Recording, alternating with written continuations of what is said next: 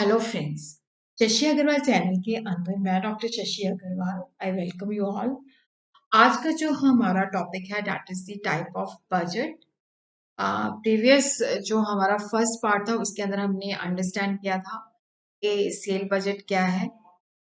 इसके अंदर मैंने आपको बताया था कि बजट को हम किस तरह से क्लासिफाई कर सकते हैं। तो वहां पे हम लोग कर रहे थे फंक्शनल बजट। तो फंक्शनल बजट के अंदर हम लोगों ने अंडरस्टैंड किया था सेल बजट क्या होता है, प्रोडक्शन बजट क्या होता है। उसी तरह उसके अंदर हमने अंडरस्टैंड किया था मटेरियल बजट क्या होता है। तो आज का जो है टाइप्स ऑफ बजट के अंदर जो हमारे बाकी जो रह गए हैं फंक्शनल बजट्स के अंदर उनको कवर करेंगे। इसके जो रिटर्न नोट्स हैं they will be available at my app that is the Epsom app. उसका जो लिंक है that will also be sharing the description box ताकि आपको आसानी के साथ जो है उस ऐप को आप डाउनलोड कर सको। वहां पे आपको इसका सेकंड पार्ट नहीं मिलेगा, जो प्रीवियस वाला है उसी को ही आई विल अपडेट। तो वो अपडेट होके उसके अंदर ये सारी चीजें जो है कवर हो जाएंगी। और उसी के साथ ही क्या है कि फंक्शनल बजट आज हमारा कवर हो जाएगा। उसके बाद मास्टर बजट रह जाएगा, तो उसके लिए मैं सेपरेट वीडियो डाल दूंगी। कैश बजट जो है इस चैप्टर के अंदर बहुत इंपॉर्टेंट है, वो वीडियो मैं इसके साथ अटैच कर दूंगी। उसी तरह ही फ्लेक्सिबल बजट का भी वीडियो जो है इसके साथ मैं अटैच कर दूंगी इसी वीडियो के साथ। उन दोनों वीडियोस के अंदर अगर कोई प्रॉब्लम है, आवाज की प्रॉब्लम है या आपको लगता है कि वहां पे आपको समझ नहीं आ रहा, मतलब कुछ भी है, तो आप लोग मुझे कमेंट बॉक्स के अंदर लिख सकते हो ताकि मैं उन जो तो हमारे मतलब जो कैश बजट और फ्लेक्सिबल बजट जो है उसके अंदर मैं अगर आपको लगता है कि वो सफिशिएंट नहीं है तो I will update those lectures also. अगर आपको मेरा ये एफर्ट जो है सही लगता है तो do like my video, share कीजिए और मेरे चैनल शशि अग्रवाल को सब्सक्राइब कीजिए। तो सबसे पहले हम देखते हैं परचेज बजट। देखो जो परचेज बजट है, क्योंकि इसके अंदर क्योंकि ये प्रोडक्शन बजट से ही ड्राइव किया जाता है, mainly dependent upon the production budget and the material requirement budget. जैसे हमने सेल बजट बनाया उसके बेसिस पे हमने प्रोडक्शन बजट ड्राइव किया। Production budget and material requirement budget से हम परचेज बजट बनाएंगे कि कौन कौन सी चीजें जो है हमें परचेज करनी पड़ेगी ताकि हमारा जो प्रोडक्शन का टारगेट है उसको हम अचीव कर सकें। तो परचेज बजट जो है ये हमें इंफॉर्मेशन प्रोवाइड करता है कि कौन कौन सा जो हमारा एक स्पेसिफिक बजट पीरियड अंदर जिसके अंदर हमने प्रोडक्शन करनी है उसके लिए हमें किस तरह का जो मटेरियल कितनी क्वांटिटी में चाहिए। और अगर क्या है कि रॉ मटेरियल की जो अवेलेबिलिटी है दैट इज क्वाइट सिग्निफिकेंट। जो हमारी प्रोडक्शन है that is based on the availability of raw material. अगर वो की फैक्टर है, लिमिटिंग फैक्टर है, तो हमने रॉ मटेरियल की अवेलेबिलिटी से ही इसको स्टार्ट करना है। तो यहाँ पे हम देखते हैं कि क्या चीजें हमने परचेज करनी है। तो हम यहाँ पे देखते हैं कि हमारी जो प्रोडक्शन है, कितने यूनिट्स की प्रोडक्शन है, उसके अंदर हम क्लोजिंग स्टॉक ऐड करेंगे, ओपनिंग स्टॉक माइनस कर देंगे। Then we have the detail of the how much quantity we have to purchase. जब हम परचेज बजट बनाते हैं तो क्वांटिटी के अंदर भी बना सकते हैं, क्वांटिटी प्लस मॉनेटरी टर्म्स के अंदर भी इसको एक्सप्रेस कर सकते हैं। जब हम चीजें खरीदते हैं तो बहुत सारी चीजें हम देखते हैं क्योंकि जो हमने स्टॉक मंगवाना होता है उसको रखना कहाँ पे है, दैट इज ऑल्सो सिग्निफिकेंट। तो स्टोरेज स्पेस कितनी है। जब हम देखो जब चीजें मंगवाते हैं तो we require funds also, financial sources. तो जैसे कि किस तरह से हमने अपनी इन्वेंट्री को मैनेज करना है, जो भी हमने मटेरियल मंगवाना है उसका मैक्सिमम लेवल क्या है, मिनिमम लेवल क्या है, किस लेवल पे हमने रीऑर्डर करना है, वो सारी चीजें इसके अंदर हम उन सारे फैक्टर्स को हम असेस करते हैं। और उसी तरह ही कई ऑर्गेनाइजेशन जो है separate material requirement utilization budget भी बनाती है। परचेज बजट जो है generally it is prepared by the purchase manager, but it has to be approved by the budget committee. कुछ सर्कमस्टांसेस के अंदर क्या होता है कि एडिशनल परचेज भी करनी पड़ती है। कई बार क्या होता है कि जैसे हमने एंटिसिपेट नहीं किया होता, प्रोडक्शन जो है हमें ज़्यादा करनी पड़ती है, तो ऑल ऑफ सडन जो है डिमांड बढ़ जाती है, तो जिसकी वजह से क्या होता है कि जो चीज़ें हमने परचेज बजट के अंदर कवर नहीं की हुई, तो वहां से हमें ज़्यादा मटेरियल जो है परचेज करना पड़ता है। और कई बार ऐसा भी होता है कि जैसे स्टॉक जो है उसकी शॉर्टेज हो सकती है, तो हमें इन्वेंट्री जो है परचेज ज़्यादा मात्रा में करनी पड़ती है। कई बार हमें इसलिए भी ज़्यादा मटेरियल परचेज करना पड़ता है क्योंकि वहाँ पे डिस्काउंट की ऑफर्स हो रही होती हैं ताकि हम लो प्राइस का जो है बेनिफिट ले सकें। तो जो परचेज मैनेजर है उसकी रिस्पॉन्सिबिलिटी बनती है कि वो हायर अथॉरिटी से प्रॉपर जो है परमिशन लेके ये एडिशनल परचेज जो है उसको करे। उसके बाद नेक्स्ट जो है that is the direct labour budget. देखो यहाँ पे क्योंकि जब हमने प्रोडक्शन करनी है तो obviously we require the labour.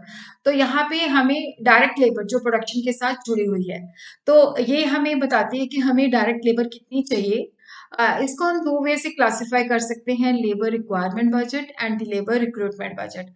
तो लेबर रिक्वायरमेंट बजट की कितनी हमें लेबर चाहिए, क्योंकि यहाँ पे लेबर भी जो है that is also categorised into various grade, skilled है, सेमी स्किल्ड है, अनस्किल्ड है। तो on the basis of production budget, और जो भी हमें अलग अलग तरह की जो लेबर चाहिए, चाहे वो फिटर है, वेल्डर है, टर्नर है, ग्राइंडर है, ड्रिलर है, तो उस तरह से हमें जो है उसकी रिक्वायरमेंट जो है मतलब बना उसका बजट बनाना पड़ता है कि किस तरह के अलग अलग कैटेगरी के हमें लेबर जो होती है वो चाहिए होती है। और उसी तरह लेबर रिक्रूटमेंट, देखो यहाँ पे जो लेबर रिक्रूटमेंट बजट हम बना लेते हैं, उसके बेसिस पे हम देखते हैं कि हमने किस तरह से लेबर को हायर करना है। हर एक डिपार्टमेंट के अंदर प्रेजेंटली कितनी वर्कर जो है रिक्वायर्ड है, कितनी अवेलेबल है, और कई बार लेबर देखो छोड़ के भी चली जाती है, तो किस तरह की पॉसिबिलिटी है कि लेबर चेंजेस हो सकती हैं, तो क्या सोर्सेज हैं जहां से हमने लेबर को हायर करना है। और उसी तरह क्या है कि किस तरह की जो लेबर हमें चाहिए उसके अंदर डिग्री ऑफ स्किल जो है, एक्सपीरियंस कितना चाहिए, किस तरह से हमने उसको रेम्युनरेशन पे करना है। जब हम ये बजट बनाते हैं तो उसके अंदर, क्योंकि जब हम लेबर से ओवर टाइम कराते हैं तो ओवर टाइम के अंदर हम उसको ज्यादा वेज रेट पे करते हैं, तो यहाँ पे ओवर टाइम को भी हमने कंसिडर करना है। अगर हम लेबर बजट जो है बनाते हैं तो वहां पे स्टैंडर्ड कॉस्टिंग अप्लाई करते हैं, तो यहाँ पे स्टैंडर्ड लेबर कॉस्ट को जो भी हम आउटपुट मैन्युफैक्चर कर रहे हैं उसके साथ मल्टीप्लाई करते हैं। तो इस तरह से हमने जो है डायरेक्ट लेबर बजट जो है बनाना है। और अगर हम स्टैंडर्ड कॉस्टिंग नहीं यूज करते तो जो एस्टिमेटेड कॉस्ट होती है या प्रीवियस रिकॉर्ड्स होते हैं उनसे हम हेल्प लेते हैं। उसके बाद नेक्स्ट है मैन पावर बजट। तो यहाँ पे देखो जो मैन पावर बजट है ये हमें बताता है कि डायरेक्ट लेबर जो है कितनी लगी हुई है, इनडायरेक्ट लेबर जो है वो कितनी हमें चाहिए। तो यहाँ पे हम इसको रुपीस के अंदर भी, नंबर ऑफ लेबर आर कितनी चाहिए, किस तरह के ग्रेड के वर्कर्स हमें चाहिए, इसके अंदर जो है हम पूरी जो है शिफ्टों के अंदर कैसे, अगर शिफ्टों के अंदर काम होता है, ओवर टाइम काम होता है, किस तरह से हमने ट्रेनिंग देनी है, वो सारी चीजें इसके अंदर असेस की जाती हैं। ये हमें देखो जब हम मैन पावर बजट बनाते हैं तो इससे क्या है कि जो हमारे पास मैन पावर होती है उसके हम प्रॉपर जो है मैनेजमेंट करते हैं, प्रॉपर उनको ट्रेनिंग देते हैं, प्रॉपर स्किल उनको डेवलप की जाती है। इसी के साथ क्या है कि ये एक मैन पावर बजट जो है एक यार्डस्टिक है जिसके बेसिस पे हम एक्चुअल लेबर फोर्स को उसके साथ कंपेयर कर सकते हैं, कंट्रोल कर सकते हैं। इवन कोशिश भी होती है कि जो लेबर छोड़ के चली जाती है, लेबर टर्नओवर जो है इसको हम रिड्यूस कर सकें, डायरेक्ट लेबर और इनडायरेक्ट लेबर के बीच में जो रेशियो है उसको स्टेबलाइज कर सके। मैन पावर बजट जो है हमें ये चीजें भी हाईलाइट करता है कि जब हमने लोगों को रखना है तो हमें कितना जो है कैश रिक्वायर्ड होता है उनको पेमेंट करने के लिए। तो ये एक परफॉर्मा है, जैसे यहाँ पे क्लासिफिकेशन ऑफ लेबर, ये एक बिस्किट डिवीजन का परफॉर्मा है। Grade 1, grade 2, grade 3 total present strength जो हमने रखनी है। डायरेक्ट लेबर के अंदर जैसे अलग अलग डिपार्टमेंट है, मिक्सिंग डिपार्टमेंट है, मेकिंग डिपार्टमेंट है, पैकिंग डिपार्टमेंट है। तो इन डिपार्टमेंट्स के अंदर डायरेक्ट लेबर जो हमें चाहिए। इसी तरह देखो जो इनडायरेक्ट लेबर है, production detail, administration detail, selling and distribution, search and development details. तो इस तरह से हमने जैसे डायरेक्ट लेबर कितनी चाहिए, इनडायरेक्ट लेबर कितनी चाहिए, उन दोनों का टोटल कितना चाहिए, किस ग्रेड में चाहिए।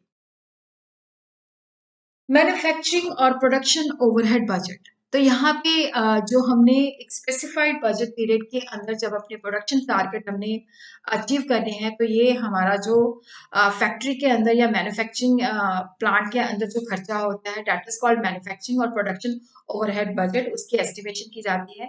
तो इसके अंदर जब हम ये बजट बनाते हैं तो इसके अंदर जो इनडायरेक्ट मटेरियल है, जो कॉमन मटेरियल होता है, जो जैसे अगर हम 4-5 प्रोडक्ट मैन्युफैक्चर कर रहे हैं तो उनके अंदर जो कॉमन मटेरियल होता है that is called indirect material, indirect labour, indirect work expenses, तो उनको भी हम इंक्लूड करते हैं। जब हम मैन्युफैक्चरिंग या प्रोडक्शन ओवरहेड बजट बनाते हैं तो यहाँ पे कॉस्ट को हम क्लासिफाई करते हैं, ये फिक्स कॉस्ट है, वेरिएबल कॉस्ट है, ये सेमी वेरिएबल कॉस्ट है। फिक्स ओवरहेड जो है उसका जो एस्टिमेशन होता है that is on the basis of past information.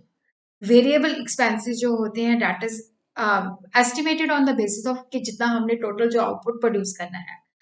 ये जो बजट है that is prepared by the cost and management accountant इसको बनाते हैं। जो उनके पास जो इंफॉर्मेशन होती है या जो वर्कशॉप का हेड होता है वो बनाता है। तो generally it is prepared by the cost management accountant with the help of the shop executive. Variable administration expense budget. तो यहाँ पे एडमिनिस्ट्रेशन जो है ऑफिस के साथ जुड़ा हुआ है, जैसे ऑर्गेनाइजेशन जो एडमिनिस्ट्रेशन एक्सपेंस बजट जो है that cover the expense incurred in framing policies. Organization को डायरेक्शन देती है, जो ऑर्गेनाइजेशन के अंदर कम्युनिकेशन होती है या बिजनेस ऑपरेशंस को किस तरह से कंट्रोल करना है। तो ये सेंट्रल ऑफिस और जो मैनेजमेंट की सैलरीज होती हैं उसका एस्टिमेट किया जाता है। ये पास्ट एक्सपीरियंस और जो भी चेंजेस हमें लगता है उसके अंदर हो सकती है। तो बजट जो होता है, क्योंकि ये फिक्स बजट होता है, मतलब इसके अंदर जो कॉस्ट होती है वो फिक्स होती है, फिक्स नेचर की होती है। तो यहाँ पे फिक्स्ड एक्सपेंसेस जो होते हैं कांस्टेंट होते हैं, क्योंकि वो सेल वॉल्यूम के साथ शॉर्ट पीरियड के अंदर जो है नहीं होते, बट लॉन्ग रन के अंदर उसके ऊपर डिपेंड करते हैं। तो यहाँ पे हर एक एडमिनिस्ट्रेशन ऑफिस के लिए जो है सेपरेट बजट जो है बनाया जाता है। Selling and distribution cost budget जो है इसके अंदर ये प्रिडिक्शन की जाती है, जो सेलिंग एंड डिस्ट्रीब्यूशन खर्चे होते हैं ये सेल बजट के साथ रिलेटेड होता है।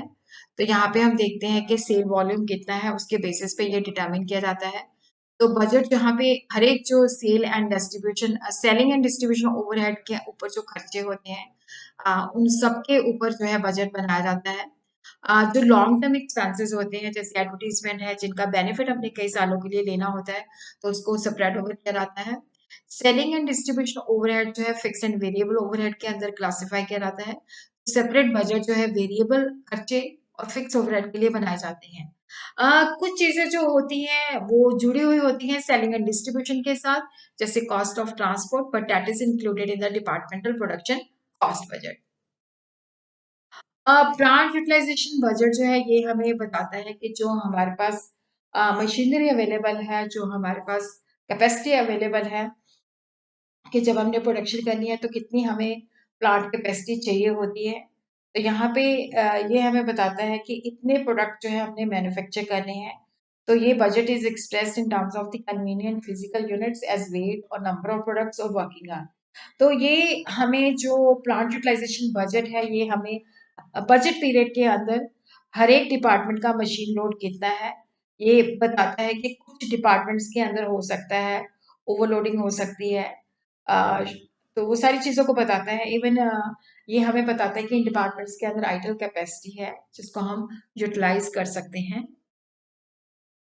कैपिटल एक्सपेंडिचर बजट जो है ये हमें जो है जब फिक्स एसेट के इतना पैसा हमें चाहिए, जो हमने फिक्स एसेट को जो है एक्वायर करना है ताकि हम अपना प्रोडक्शन का काम कर सकें। तो इसको जब हम बनाते हैं तो हमारी प्रोडक्टिव कैपेसिटी क्या है, जो हमने एग्जिस्टिंग एसेट की अगर रीएलोकेशन करनी है या उनकी प्रोडक्शन टेक्निक के अंदर इम्प्रूवमेंट करनी है तो ये उसके ऊपर होता है। अगर हमें अलग-अलग तरह के फिक्स एसेट चाहिए होते हैं, जैसे प्लांट एंड इक्विपमेंट है, बिल्डिंग है, तो उसके लिए हम सेपरेट बजट बनाते हैं। कैपिटल एक्सपेंडिचर जो है that is a important budget,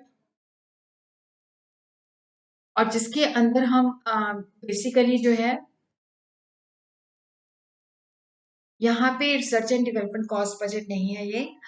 ये बेसिकली कैपिटल एक्सपेंडिचर बजट है। गलती से यहाँ पे लिखा गया, इसको आप ठीक कर लेना। कि जैसे हमने एग्जिस्टिंग एसेट जो होते हैं उनको रिप्लेस करना होता है, क्योंकि कई बार वो आउटडेटेड हो जाते हैं। एडिशनल एसेट हमें परचेज करने होते हैं, या कई बार हम नई चीज़ें जो है मैन्युफैक्चर करना चाहते हैं तो वहाँ पे हमें एडिशनल एसेट चाहिए होते हैं। उसी तरह हमने इम्प्रूव टाइप ऑफ मशीनरी जो होती है उसको इंस्टॉल करना होता है, ताकि हमारी जो कॉस्ट है वो मिनिमाइज हो जाए। उसी तरह ही हमारा जो नेक्स्ट बजट है that is the research and development cost budget. देखो यहाँ पे ये मैन्युफैक्चरिंग से बिल्कुल डिफरेंट होता है, क्योंकि यहाँ पे रिसर्च की जाती है। मैन्युफैक्चरिंग के रिजल्ट तो हमें इमीडिएटली दिखने शुरू हो जाते हैं, जिसके अंदर होता है कि हमने ये स्पेसिफाइड प्रोडक्ट जो है मैन्युफैक्चर करने हैं। और रिसर्च एंड डेवलपमेंट के अंदर रिसर्च का काम चलता रहता है। हो सकता है जिसके रिजल्ट जो होते हैं हमें काफी सालों के बाद पता चलते हैं। ये जो है रिसर्च एंड डेवलपमेंट जो बजट होता है ये हमें बताता है कि जो रिसर्च एंड डेवलपमेंट के ऊपर हमने खर्चा करना है उसका एस्टिमेशन देता है। और उसी तरह यहाँ पे जो रिसर्च और डेवलपमेंट की एक्टिविटीज होती हैं कि किन चीज़ों के ऊपर ज़्यादा हमने काम करना है, किन चीज़ों के ऊपर हमने ज़्यादा फोकस करना है, ये उन चीज़ों को हाईलाइट कराता है। तो इसकी भी क्या होता है कि पहले अप्रूवल ली जाती है, अप्रूवल से पहले क्या होता है कि ये भी देखा जाता है कि इसके अंदर हमें कितना बेनिफिट जो है, ये कॉस्ट होगी और ये बेनिफिट होगा।